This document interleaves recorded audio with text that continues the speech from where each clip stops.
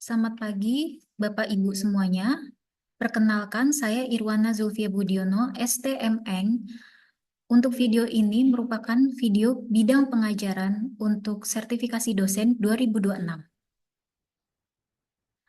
Saya akan mengajar simulasi mengajar untuk kelas desain keberlanjutan 3 SKS karena saya sebagai koordinator maupun tim teachingnya. Desain keberlanjutan sendiri dilakukan pada semester ganjil setiap tahunnya, diperuntukkan untuk mahasiswa tingkat 3. Mahasiswa wajib sudah mengambil mata kuliah utilitas pada tingkat 2. Lalu ketentuan perkuliahan akan dilakukan secara onsite. Jika terdapat kelas online, maka maksimal dilakukan 4 kali pertemuan. Pertemuan dilakukan selama 16 minggu. Lalu dosen wajib menggunakan website LMS yang sudah dipersiapkan oleh Universitas Telkom, walaupun kuliah sudah bersifat onsite. Mahasiswa wajib mengerjakan tugas yang diminta. Lalu, untuk memudahkan informasi perkuliahan, terdapat grup WhatsApp yang dapat dijangkau oleh seluruh mahasiswa dan dosen yang mengajar. Lalu berikut adalah capaian pembelajaran learning oleh program studi desain interior. Pertama adalah PLO 5, lalu PLO 6, lalu PLO 7. Adapun untuk PLO masing-masing, PLO 7 itu untuk mendukung CLO 1, PLO 5 untuk mendukung CLO 2, lalu PLO 6 untuk mendukung CLO 3.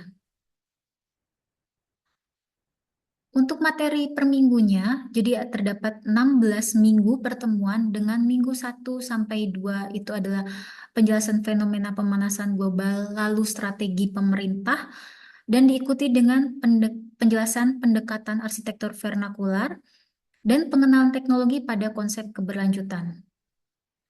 Untuk minggu ketiga dan minggu keempat, penjelasan biofilik dan biomimikri, lalu diikuti dengan penjelasan bioklimatik pada rumah tinggal dan public space. Lalu, minggu kelima dan minggu keenam terdapat asistensi tugas 2, dan minggu ketujuh untuk presentasi dan pengumpulan tugas kedua. Untuk minggu ke-8, pengenalan GBCI dan indikator GBCI yaitu Green Sheet, dan dimulai dari ASD dan WAC. Lalu penjelasan indikator tersebut akan diakhiri pada minggu ke-11, yakni indikator IHC dan pengenalan tugas ketiga. Tugas 3 akan dimulai pada minggu ke-12 sampai minggu ke-15, lalu diakhiri dengan presentasi dan pengumpulan tugas 3. Untuk asesmennya sendiri itu terdapat 4 asesmen, yaitu kuis, tugas 1, tugas 2, dan tugas 3. Untuk metode pembelajarannya, eh, untuk minggu 1 sampai minggu kedua ada flip learning, lalu minggu ketiga sampai minggu ke-6 terdapat discovery learning, lalu di CCP pada minggu ke-7 presentasi tugas 2, lalu minggu ke-8 sampai minggu ke-15 project based learning, dan di CCP pada minggu ke-16 presentasi tugas ketiga. Untuk jenis tugas berikut, terdapat kuis, PLO 7 dan CO 1 yang akan dinilai dengan total CO-nya sebesar 10%. Lalu tugas 1, PLO 7 dan CO 1 yang akan dinilai dengan bobotnya 20%. Lalu tugas 2, PLO 5 dan CO 2 dengan bobot penilaian 30%. Lalu tugas ketiga, PLO 6 dan CO 3 dengan bobot penilaian 40%. Total penilaian CLO sebesar 100%.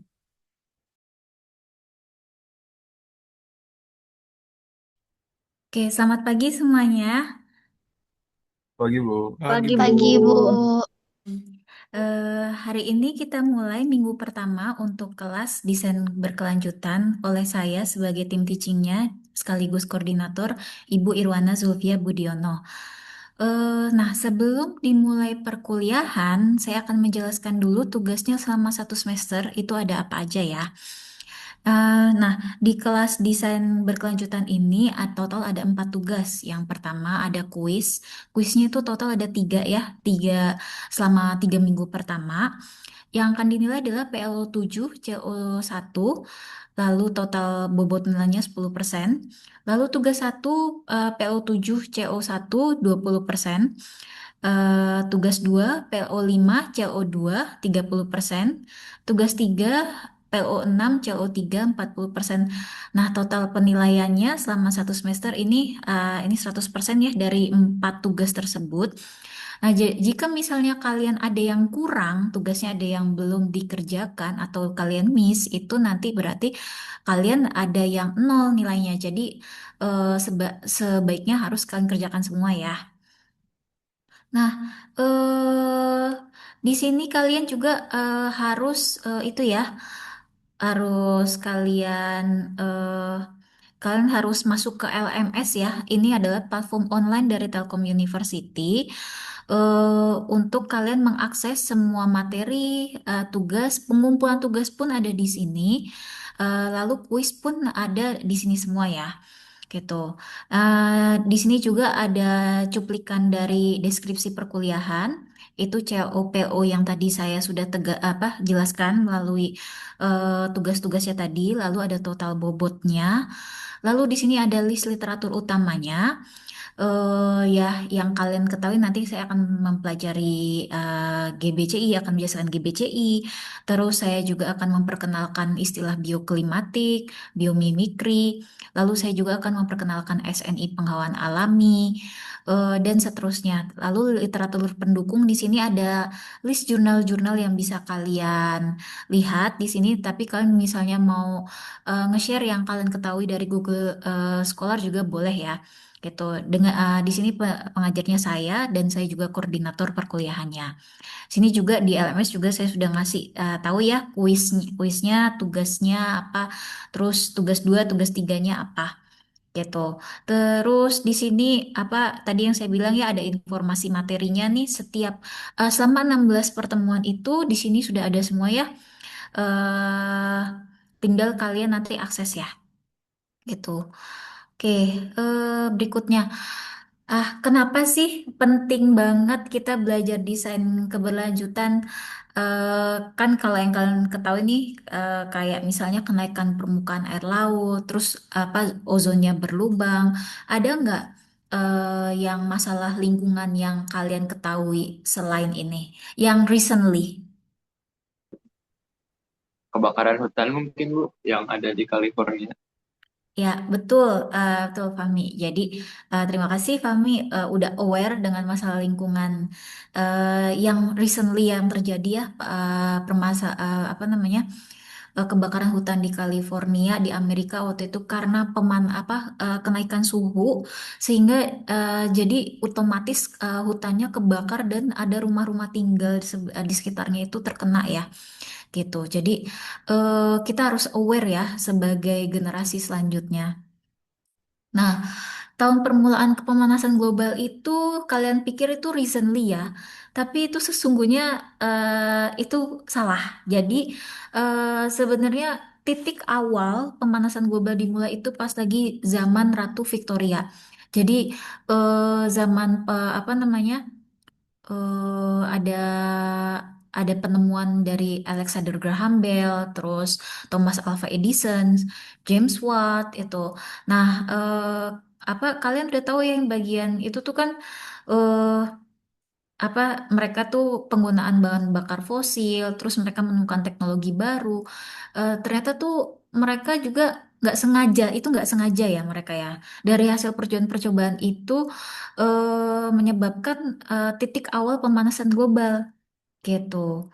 Terus berikutnya di sini kalian bisa lihat grafiknya ya. Yang tinggi itu di sini tahun 19 kurang lebih 1940 pas lagi Perang Dunia Kedua. Jadi ya pas lagi ya ada terjadi bom nuklir dan segala macam itu ternyata menyebabkan pemanasan global ya.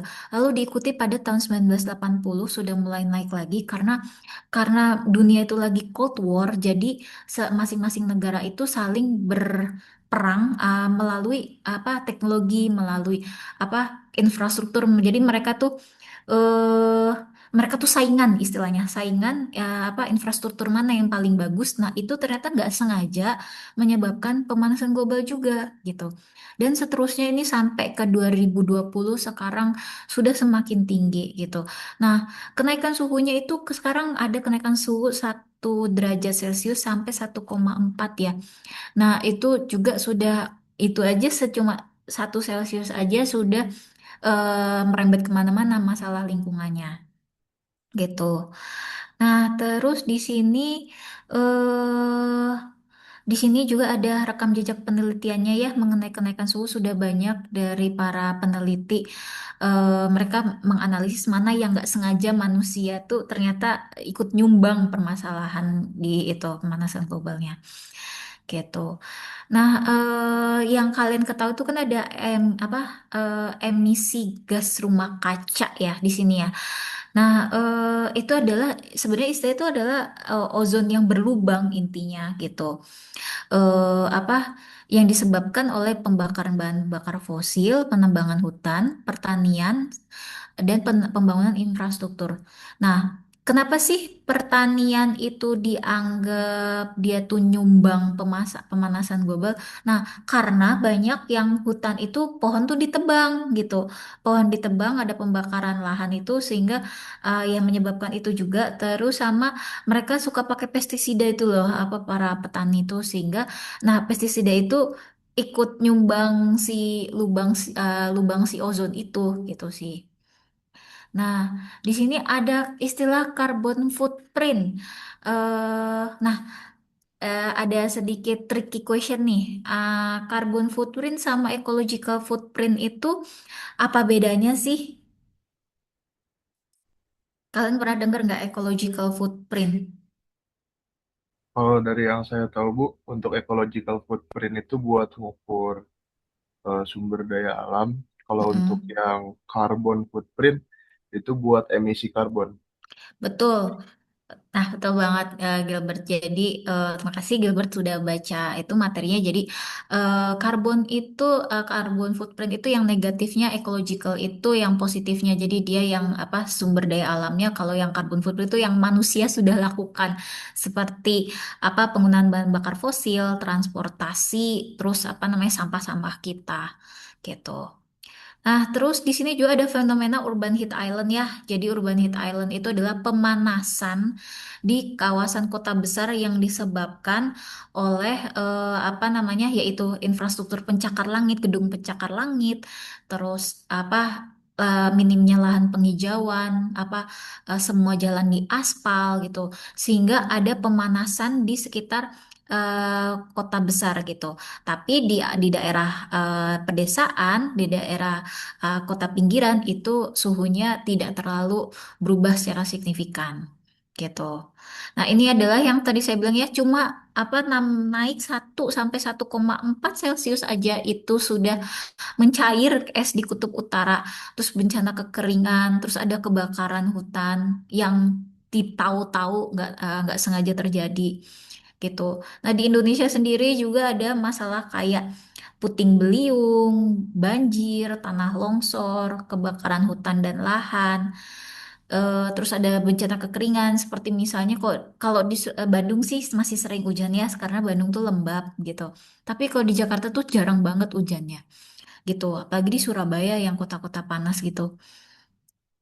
Nah, sebenarnya sudah banyak upaya ya untuk menurunkan si emisi ini ya. Itu The Kyoto Protocol yang dimulai pada tahun 11 Desember 1997. Terus ada MDG, Millennium Development Goal, tapi sayangnya gagal. Akhirnya dibentuk lagi namanya Sustainable Development Goal, dibentuk pada tahun 2015 oleh UN gitu, dalam sidang umum PBB. Nah, mungkin kalian tahu nggak, jadi hasil dari Sustainable Development Goal ini apa sih? Ada program apa mereka? Ayo, ada apa tuh? Mereka menghasilkan apa? Itu sekarang ada di mana-mana tulisan itu. Yang 17 goals itu bukan, Bu? Betul, betul, betul. 17. Salah satunya apa tuh, Fahmi? Mungkin yang saya tahu tiga Bu, ada tanpa kemiskinan, terus ada tanpa kelaparan, sama pendidikan yang berkualitas. Oke, terima kasih Fahmi udah baca materinya ya. Thanks. Betul, jadi di apa namanya SDG ini ada 17 ya. Jadi programnya mereka ada 17 nih, 17 tujuan nih pembangunan berkelanjutan gitu. eh nah, ini nih yang apa another tricky question lagi ya. Apa sih bedanya sustainable design dan green design? Gitu. Kalau kalian lihat dari sini 17 itu berarti sustainable design itu apa? Kalau green design itu apa?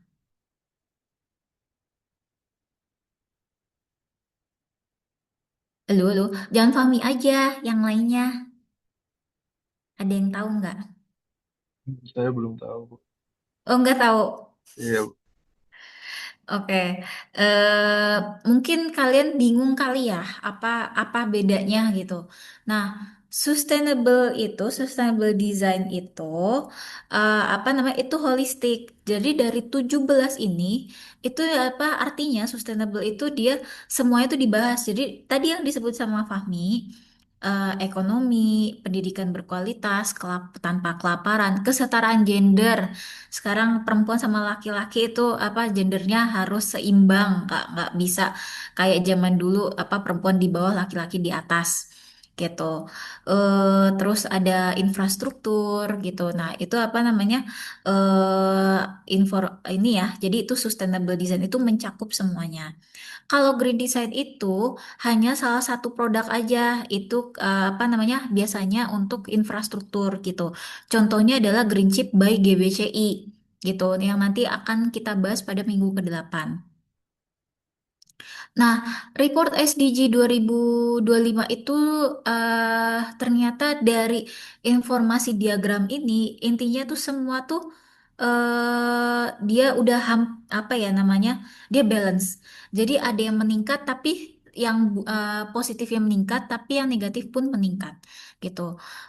Contohnya itu yang apa namanya kesetaraan gender ternyata kok di Afghanistan itu semakin memburuk, tapi kalau misalnya yang apa namanya eh yang infrastruktur pun kita sudah mencoba untuk lebih green gitu. Contohnya kayak di Jepang, di Jerman gitu, di negara-negara apa negara-negara maju sudah dicoba dilakukan gitu. Di Indonesia pun juga sudah dilakukan gitu. Seperti contohnya di Indonesia itu sebenarnya kita ada program Madani, apa ada lembaga NGO Madani yang ya apa namanya mereka kepengen itu apa namanya mengurusi si emisi karbon ini. Terus ada lembaga NGO IABHI yang nasional dari Indonesia. Lalu ada GBCI, lembaga NGO internasional untuk sertifikasi bangunan-bangunan di kota besar gitu. Nah, itu tadi udah penjelasan apa namanya penjelasan si materinya. Nah, di sini ada tugas-tugasnya yang harus kalian kerjakan ya. Yang tadi yang saya bilang kuis bisa dilihat di LMS. Nah, kalau yang tugas satu itu nanti kalian sampai minggu ketiga, kalian bikin poster ukuran A2 portrait itu menggunakan manual ya di pensil warna atau apa spidol segala macam jadi nggak pakai komputer nggak boleh pakai bantuan AI. Terus ada tugas dua di sini mahasiswa diminta untuk mencari bangunan rumah tinggal dianalisis menggunakan bioklimatik. Lalu sugestinya pun pakai bioklimatik. Terus untuk tugas tiga itu nanti kalian bangunan, tapi bedanya ini kalian bangunan publik, kantor, sekolah, atau perpustakaan. Tidak ada batasan maksimal luasan bangunan, tapi maksimal interior bangunannya itu 400 meter persegi yang dianalisis. Dianalisis pakai Green Ship IHC GBCI ya. GBCI-nya nanti dijelasin pas lagi minggu ke-8. Pengumpulannya via LMS ya semuanya ya. Jadi nanti ada dua kali LMS dan hard copy yang dikumpulkan di meja saya. Terus nanti yang tugas 2 dan tugas 3 ada presentasi oralnya gitu. Nah, eh Sebelum tugasnya, sebelum akhir perkuliahan, saya mau ngasih sampel kuis nih. Nanti selanjutnya tapi kalian kerjain sendiri ya. Kuis minggu ke-1. Jadi penyebab terjadinya UHI Urban Heat Island tidak lain karena material pembentuk infrastruktur menggunakan material yang bersifat rendah energi. True or false? True or false? False. Ya, betul, false. Urban Heat Island merupakan fenomena alam yang ditandai dengan meningkatnya suhu kawasan perkotaan padat. True or false? True. True. Ya, betul, true. Terus, terdapat perbedaan definisi ecological footprint dan carbon footprint. True or false? True. True. True. Tuh. Permulaan pemanasan global dimulai pada tahun 1980. False. False. Oke, benar ya. Oke. Ya sekian seperti itu ya. Jadi nanti kami bisa lanjutkan di LMS ini kuisnya ya. Jangan lupa dikerjain karena kalau nggak dikerjain berarti nilai kalian ada yang kurang. Gitu. Oke, terima kasih ya. Jangan lupa join WhatsApp grupnya ya karena ini minggu pertama. Gitu aja. Terima kasih semuanya. Selamat pagi. Kita akhiri perkuliahan hari ini. Oke, Bu. Terima Terima kasih, kasih, Bu. Bu. Terima kasih, Bu. Baik, Yuk. terima kasih, Bu.